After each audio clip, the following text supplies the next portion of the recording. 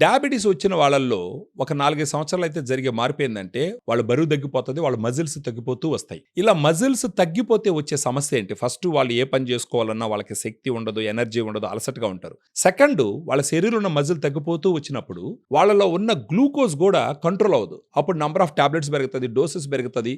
So కంప్లీట్‌గా tablets మీదనే depend అయితే అప్పుడు డయాబెటీస్ కంట్రోల్ కాకుండా ఉండడమే కాకుండా, ఒకవేళ దేవుడు ఒక 80-100 సంవత్సరాల ఆయుష్ ఇస్తే ఒక 10-15 సంవత్సరాలకు ముందర వాళ్ళ ఆయుష్ తీరిపోతుంది. రీజన్ ఏందంటే ఈ షుగర్ శరీరంలో ఉన్నటువంటి అన్ని అవయవాలను దెబ్బతీస్తుంది.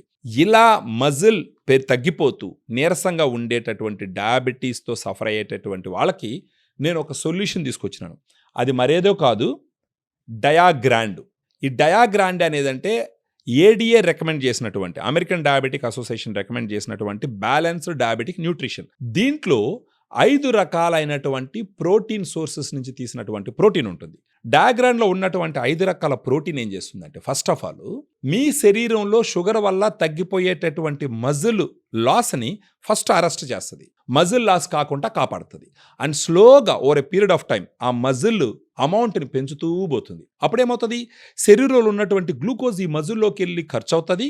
అడిషనల్గా ఎక్కువగా ఉన్నటువంటి గ్లూకోజ్ ఈ మజిల్లోకి వెళ్ళి మజిల్లో స్టోర్ అవుతుంది. సెకండ్, దీంట్లో 5 రకాల protein sources, whey, casein, soya, brown rice, green P.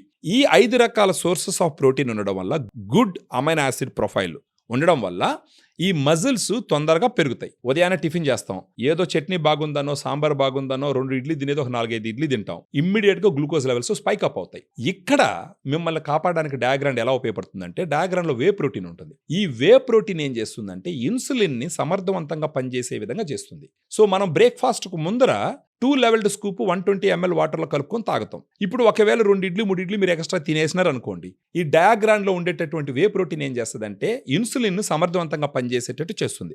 ఆబ్వియస్గా పెరిగినటువంటి గ్లూకోజు శరీరం లోపల అంటే మజిల్ లోపలికి వెళ్ళిపోయి అది ఇమ్మీడియట్గా షూటప్ అవ్వకుండా కాపాడేదానికి ఉపయోగపడుతుంది. తర్వాత దీంట్లో ఉన్నటువంటి మిగతా 4 రకాల ప్రోటీన్లు, casein, soya, brown rice, green P, రోజు మొత్తం మీరు ఎనర్జెటిక్గా ఉండే విధంగా ఉపయోగపడుతుంది. అది కాకుండా ఈ ప్రోటీన్ తీసుకోవడం వల్ల ప్రోటీన్ డైజెస్ట్ అవ్వడానికి మీ బాడీ కూడా ఎక్కువ క్యాలరీస్ని బర్న్ చేస్తుంది.